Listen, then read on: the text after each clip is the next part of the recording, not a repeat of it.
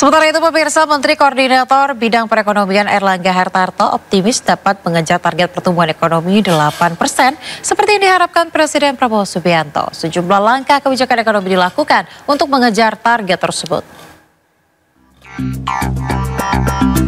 Usai Badan Pusat Statistik mencatat pertumbuhan ekonomi kuartal 3 sebesar 4,95%, Menteri Koordinator Bidang Perekonomian Erlangga Hartarto tetap optimis pertumbuhan ekonomi sepanjang tahun 2024 berada di 5% dengan mengakselerasi pertumbuhan ekonomi dan menjaga daya beli masyarakat melalui perpanjangan berbagai insentif fiskal hingga akhir tahun. Adapun perpanjangan ini diantaranya insentif PPNDTP sektor properti dan otomotif, serta menambah kuota fasilitas likuiditas pembiayaan perumahan atau FLPP. Selain itu, pihaknya juga tengah mempersiapkan perbaikan pemanfaatan jaminan kehilangan pekerjaan dan pemanfaatan dana dari jaminan kecelakaan kerja, serta mendorong kewirausahaan melalui kredit usaha rakyat. Target 8% tentu dipersiapkan untuk memacu seluruh sektor dan juga mengembangkan sektor yang bisa mendorong penciptaan lapangan kerja yang lebih besar. Nah, tentu sektor-sektor itu arahan Bapak Presiden kan ke swasembada pangan dan swasembada energi. Dan dari kedua itu diharapkan bisa menjadi pengungkit untuk pertumbuhan ekonomi yang lebih baik. Dan yang berikut tentu arahan Bapak Presiden agar ICOR kita diperbaiki.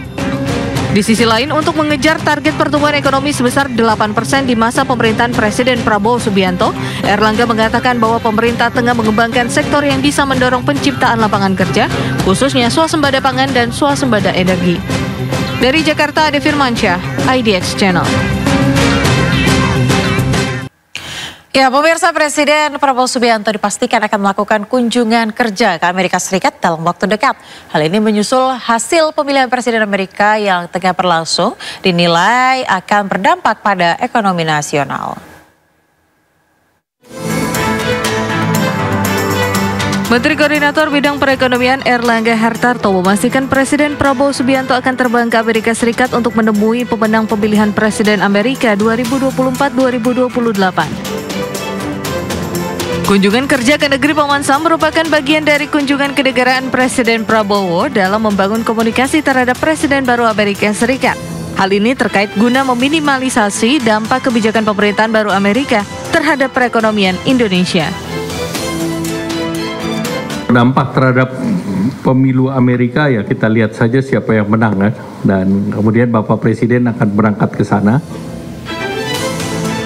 Di sisi lain, kandidat Presiden Amerika Serikat dari Partai Republik Donald Trump dipastikan akan kembali menjabat sebagai Presiden Negeri Paman Sam ke-47 untuk periode tahun 2024 hingga 2028. Trump berhasil mengamankan lebih dari 270 suara elektoral dari 538 suara elektoral untuk memenangkan pemilihan presiden di Negeri Paman Sam.